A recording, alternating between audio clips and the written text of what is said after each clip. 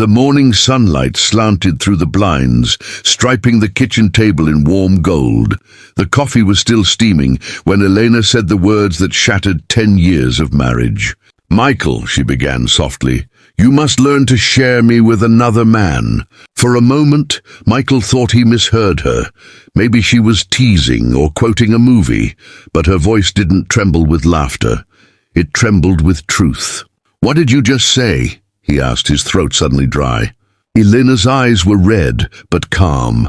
"I'm in love with someone else," she whispered, "but I don't want to leave you. I can't. You're my family. He's my soul." Michael stared at her, stunned into silence.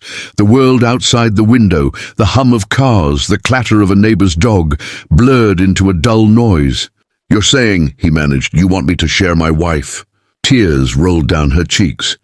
"I don't want to hurt you, Michael. I just can't pretend anymore. He understands me in a way you never could." He pushed his chair back slowly, the legs scraping across the tile. His heart hammered in his chest, but his voice came out calm. "Who is he?" Her lips quivered. "Aaron Keller from my office." "Of course." The charming consultant. The man with the too easy smile and the expensive suits. Michael had seen how Eleanor's eyes lit up when she mentioned his name. He had ignored it, until now. He walked to the window and stared out at the grey Seattle sky. "And what do you expect from me?" "Understanding," she said quietly. "Time. I don't want to lose either of you." He turned back, and for the first time in years, she couldn't read his face. That night, he didn't yell or throw things. He kissed her forehead before bed, told her he needed space, and stepped out into the cold October air. He wandered to the docks, the smell of salt and diesel heavy in the wind. He thought about how she had once loved him so fiercely that she refused to let him go to work without a goodbye kiss. Now she was giving herself to someone else, and expected him to bless it. He sat there until midnight, staring at the water, feeling the rage crystallize into something sharper, focus. At 2 a.m., he returned home. Elena was asleep, her phone glowing faintly beside her. He picked it up, unlocked it, and scrolled. "He took it well, I think," Aaron had texted. "We'll all find balance, you'll see. You deserve love in every form." Michael set the phone down gently.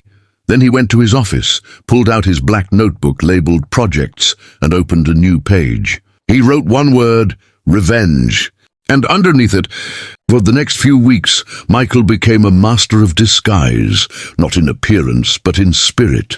He smiled, he listened, he played the part of the understanding husband that Elena hoped he'd be. When she told him she wanted to invite Aaron over for dinner to make things less awkward, Michael nodded without hesitation.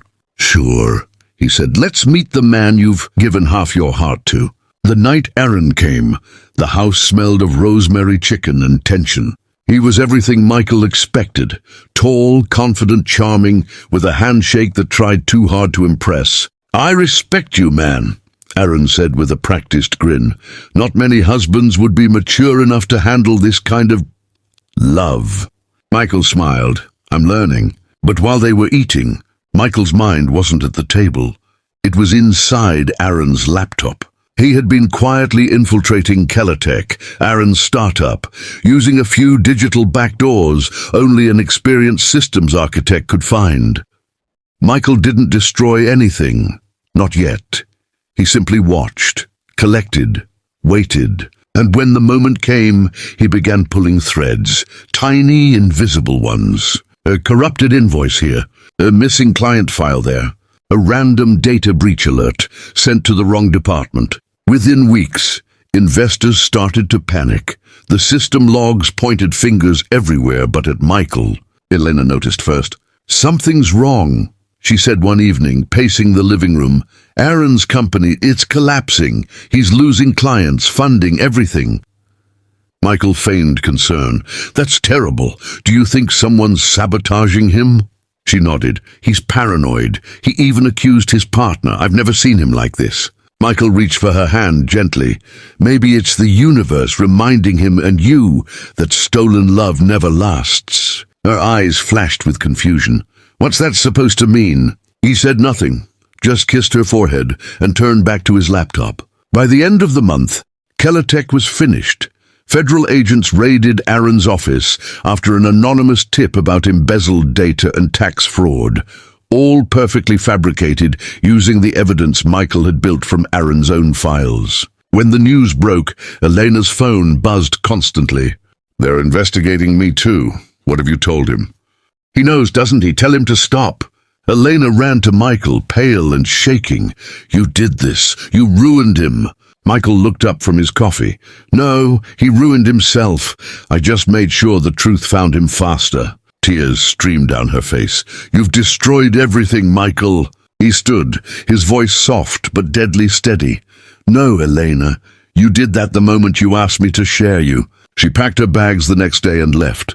No goodbye, no tears, just silence. Weeks later, Michael sat at the same kitchen table, the same sunlight cutting across his coffee cup. The house was quiet again, peaceful. He glanced at the old black notebook on the counter. The last line read, "Justice isn't loud, it's patient." He closed it, exhaled slowly, and whispered into the still air, "You said I had to share you, and I did, with the world.